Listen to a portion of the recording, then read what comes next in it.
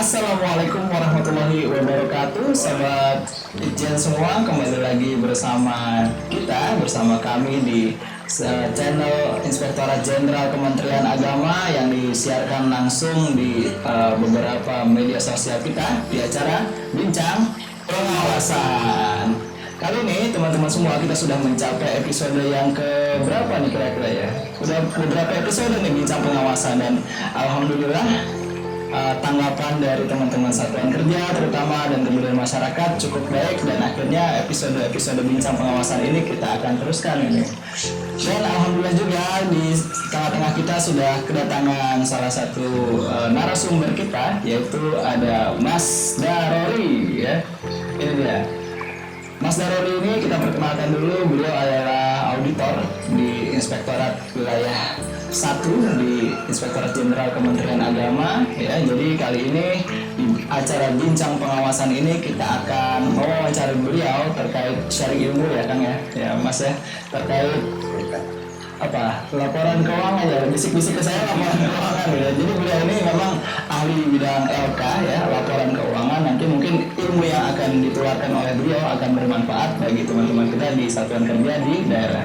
Oke, sebelumnya kita sapa dulu 5 satuan kerja di Kementerian Agama. Ada unit eselon 1 pusat, ada Kanwil dan Kantor Kementerian Agama Kabupaten Kota, dan PTKN, kemudian ada Balai Diklat dan UPT Asrama Haji, dan yang terakhir adalah teman-teman kita di madrasah. Salam.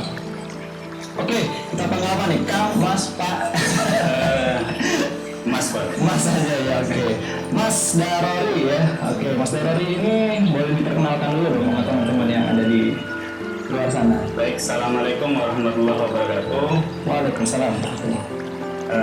Perkenalkan saya Darori, namanya cukup pendek karena sejarah gitu ya. Karena orang tua itu tidak mau panjang-panjang, jadi Darori dipanggil saja biasanya kalau di ruangan itu DRR. Alhamdulillah saya sudah bergabung di Inspektorat Wilayah 1 kurang lebih 5 tahun. 5 tahun ya. Tapi sekarang sudah ketua tim? Sudah mau menginjak sampai saat ini secara angka kredit sudah memenuhi, karena memang di kita itu persoalannya adalah daftar antriannya masuk. Iya, siap. Tapi kompetensinya nih kayaknya sudah melampaui ketua tim kayaknya. Oke, jadi Mas Darori, tadi kan bisik-bisik ke saya kita bahas laporan keuangan nih, kayak Mas Fajar nih, ini agak menarik karena sebagaimana kita tahu laporan keuangan di Kementerian Agama khususnya ya, tahun depan makin membaik gitu ya Kang. Boleh diceritakan Kang, apa itu laporan keuangan dan peran kita sebagai APIT itu ada di mana Kang? Baik, alhamdulillah apa yang sudah kita raih selama kurang lebih kita sudah hat-trick ini. Hat-trick ya, 3 kali berturut-turut itu kita WTP tanpa catatan apapun dari BPK ya? Iya, dari BPK. Artinya apa, ini sebuah hasil yang paling tinggi ya untuk kategori opini di laporan keuangan. Nah, kenapa saya coba memilih berbincang terkait dengan laporan keuangan? Karena kita itu satker yang paling banyak ya. Banyak ya, betul. Bahkan kalau menurut teman-teman saya bukan hanya di dunia, malah di akhirat. Artinya mulai dari satker terkecil kita di tingkat madrasah ya, sampai nanti kita di perguruan tinggi, itu kan menunjukkan sebuah kompleksitas ya. Ada satker dari madrasah, dari kantor kementerian kabupaten maupun dari kanwil. Ini kan banyak sekali yang di situ tentunya membutuhkan orang-orang yang secara kompetensi itu paham tentang laporan keuangan. Tetapi karena ini adalah proses yang sudah jalan dan laporan keuangan itu dituntut oleh satker itu harus menghasilkan laporan keuangan, maka apa yang ada sumber daya kita yang dari background bermacam-macam itu dipaksa harus memahami dan harus bisa menghasilkan laporan keuangan yang baik. Oke, saya bertanya, Mas, ini sebetulnya sepenting apa sih laporan keuangan itu untuk kita terutama di kementerian itu seperti apa Kak? Urgensinya Kak? Baik. Sebenarnya begini ya, segala sesuatu yang memang bersumber dari anggaran itu kan akan dimintai pertanggungjawaban. Iya ya. Salah satu bentuk laporan pertanggungjawaban adalah laporan keuangan.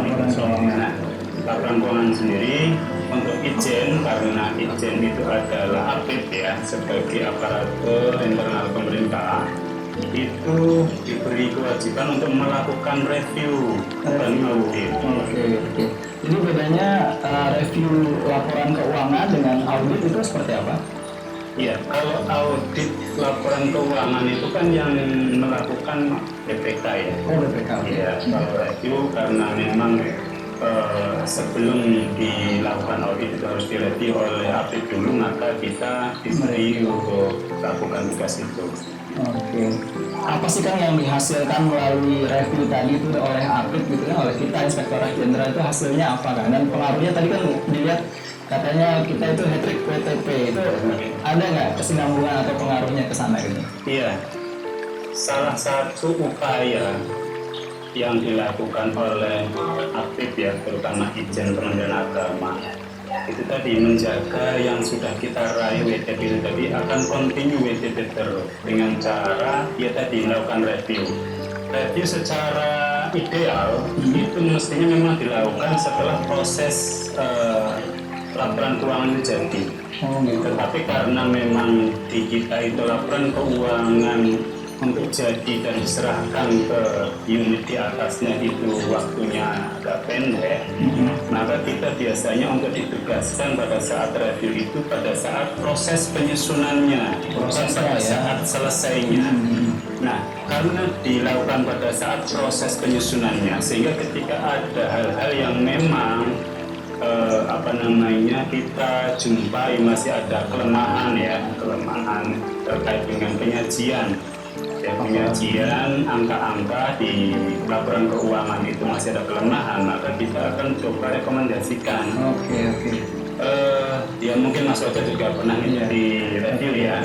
Seperti itu. Jadi itu bedanya antara audit dengan review seperti itu ya. Jadi kita terjun di tengah-tengah penyusunan itu ya kan ya. Bukannya lagi kita melihat hasil dari laporannya. Jadi yang berhak melihat hasilnya adalah BPK memberi opini gitu ya.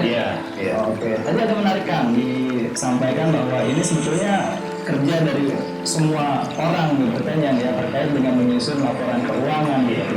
Jadi kita memperoleh nilai yang bagus itu di mana Kang? Iya. Jadi saya ambil contoh saja ya terkait dengan penyusunan laporan keuangan, di mana di situ adalah kerja dari operator ya, operator di situ ada operator cyber, ada operator simak PNS, yang di situ diawali prosesnya untuk menjadi sebuah laporan keuangan. Karena proses penyusunan laporan keuangan itu dari mulai dokumen sumbernya terus di input ya, sehingga nanti ada proses posting dan lain sebagainya menghasilkan 5 laporan keuangan. Itu pastinya titik awalnya itu kan pada saat proses input. Artinya tidak bisa nanti ketika operator melakukan input ya, itu dia terjadi kesalahan itu akan berunut ke atas lagi kalau tidak diperbaiki di awalnya ya. Maka dari itu kenapa ini sebuah usaha yang semuanya baik operator ataupun pengambil kebijakan ya, karena itu tadi kalau ada hal yang memang sifatnya memang bisa direvisi atau ada hal-hal yang memang pelaksanaannya masih belum tuntas karena mungkin menunggu tanda tangan pimpinan, itu kan pasti akan saling terkait sehingga semuanya ini harus saling bekerjasama ya. Jadi bukan karena satu orang operator, misalnya operator cyber gitu ya atau SAI gitu kan, ini bisa laporan keuangannya bisa bagus, tapi ini kerja bersama kerja tim ya gitu. Oke Kang, selama mereview LK nih Kang atau laporan keuangan, apa sih kendala-kendala atau masalah-masalah apa yang sering dijumpai? Tapi sebelum dijawab kita minum dulu kan. Mau minum dulu. Yang minum jahe nih biar ada ini supaya tenaga ya, menghindari virus juga. Kalau tolong dijelaskan kira-kira banyaknya kendala apa sih yang sering dijumpai di lapangan saat mereview LKR? Ya, baik. Saya kira kalau kendala ya, ini kita kan sudah melakukan review beberapa kali. Artinya begini,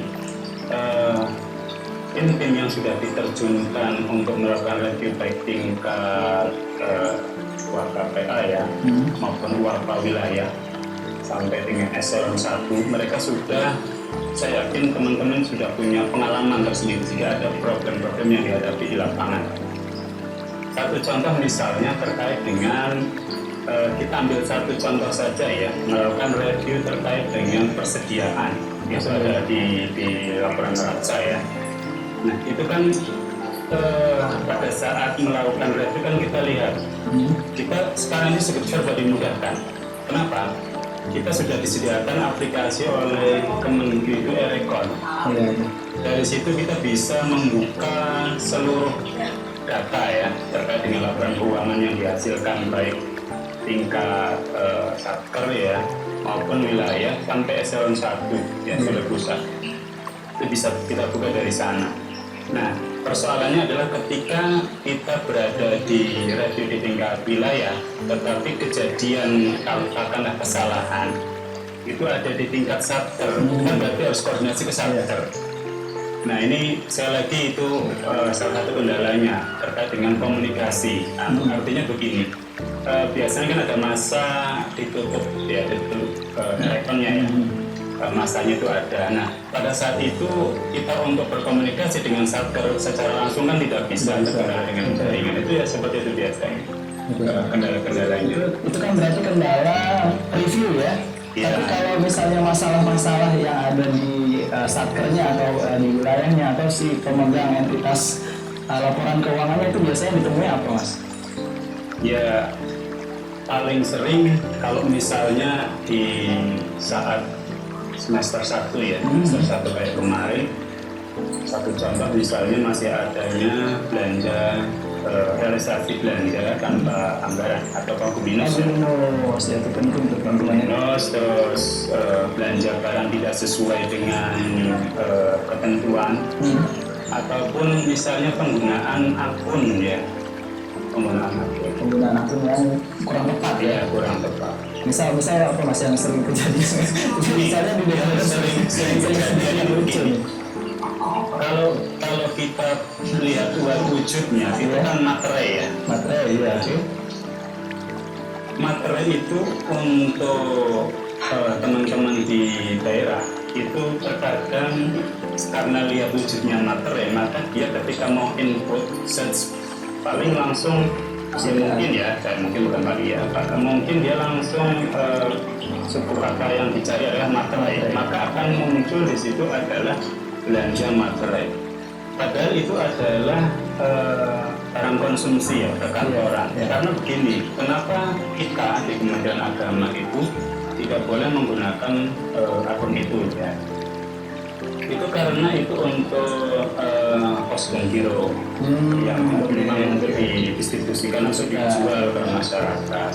Yang kedua itu karena itu nanti ketika terjadi belanja materi itu ya, itu nanti akan muncul bebannya adalah dibantuan ke masyarakat. Jadi tidak klop. Padahal kita nggak punya belanja bantuan sosial. Persediaan. Jadi kadang itu masih sering muncul. Ya. Ya mudah-mudahan ini ke depan ya ada perbaikan dengan informasi seperti ini ya akan membuka ya paling tidak hal-hal yang misalnya tadi hal-hal yang mungkin dirasa kurang mendapat perhatian. Tetapi dengan kita ngobrol seperti ini secara ini mungkin bisa dicermati oleh teman-teman di daerah ya di satker ya. Oke Kang, itu tadi pentingnya mungkin untuk kesatuan kerja kita ya. Kalau bagaimana efeknya laporan keuangan ini terhadap pembacaan opini di masyarakat kan orang tahunya WTP, Kementerian Agama WTP, ya kan, di berita itu gencar gitu. Memang itu bagus, tapi apa sih sebetulnya masyarakat itu bisa mengambil apa sih dari Kemenak WTP LK-nya gitu, Kemenak ternyata laporan keuangannya bagus, itu pembacaan masyarakat sebetulnya bisa diarahkan kemana tuh? Ya artinya begini, ketika masyarakat melihat dan memahami bahwa opini yang diberikan oleh BPK itu wajar tanpa pengecualian. Artinya seluruh isi di dalam laporan keuangan itu wajar. Wajar artinya sudah disajikan sesuai dengan pos-posnya, dengan informasi yang tertuang di catatan atas laporan keuangannya juga sudah menggambarkan secara jelas, dan ada analisa yang memang diberikan secara penuh, secara lengkap ya. Sehingga dengan melihat opini itu, masyarakat berarti sudah memandang bahwa Kementerian Agama sudah secara akuntabel bisa dapat mengelola dan bisa dipercaya untuk dan peran aktif sebetulnya menjaga itu ya. Menjaga itu ya. Oke Mas, mungkin pesan-pesan nih untuk teman-teman para penyusun laporan keuangan di daerah, kemudian teman-teman pokoknya yang berkecimpung di dalam perumusan ataupun pembuatan LK ini mungkin bisa disampaikan Mas. Iya. Jadi bukan pesan ya, tapi sebuah ajakan sebenarnya.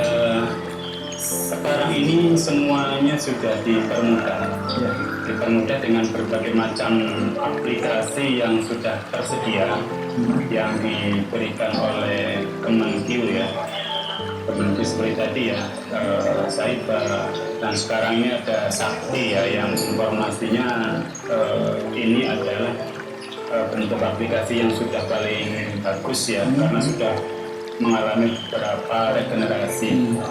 Nah, hal-hal yang sudah dipermudah ini harus kita support, kita dukung dengan seluruhnya, yang baik yang berkecimpung itu tadi maupun di luar yang ya kita kan sudah mempunyai tugas masing-masing ya. Paling tidak operator yang membidangi itu untuk mendalami secara maksimal. Jangan sampai ada lagi misalnya minder karena tadi ketika sudah deadline-nya sudah mendekati tetapi belum selesai penyusunan laporan keuangan, dan karena memang tidak ada grup-grup ataupun tidak ada pembahasan ya mengenai problematika yang dia hadapi, dia jadi tidak selesai permasalahan. Sesungguhnya saya melihat ada beberapa grup-grup yang tingkat wilayah, tingkat kantor kabupaten, itu ada grup-grup yang sebagai informasi lah untuk terkait dengan laporan keuangan, karena itu memang program kita bersama agar laporan keuangan kita itu akan terus baik. Ya. Kira-kira kalau misalnya teman-teman daerah mau tanya ke auditor, ke inspektorat itu boleh nggak sih? Boleh, dan itu kita sangat terbuka sekali untuk berdiskusi ya. Selagi kalau misalnya saya pribadi terkadang kalau misalnya melakukan review di daerah ya, walaupun mungkin bukan tugas kita untuk melakukan review misalnya saya tipe 04 misalnya, tetapi ada permasalahan di tipe 01 maupun yang lainnya, itu kan akan ya diskusi lah. Barangkali ada informasi atau hal-hal yang sharing jadi nggak menutup kemungkinan untuk bisa sharing ke inspektorat langsung gitu ya. Ada auditornya juga nggak menutup kemungkinan untuk bisa sharing. Insya Allah teman-teman sudah ramah dalam mas baca kita cukup. Iya. Oke, itu dia tadi perbincangan kita dengan Mas Darori ya, salah satu ahlinya review laporan keuangan ya, ada di Inspektorat Jenderal Kementerian Agama. Beliau ini salah satu punggawanya ya, yang bisa jadi andalan ya. Nah ini mas, karena kebetulan saya backgroundnya akuntansi. Jadi bisa jadi andalan kita untuk melakukan review keuangan agar nanti laporan keuangan di Kementerian Agama bisa menjadi lebih baik dan lebih baik lagi. Oke, sampai di sini dulu episode kita di Bincang Pengawasan. Sampai ketemu lagi di episode selanjutnya. Assalamualaikum warahmatullahi wabarakatuh.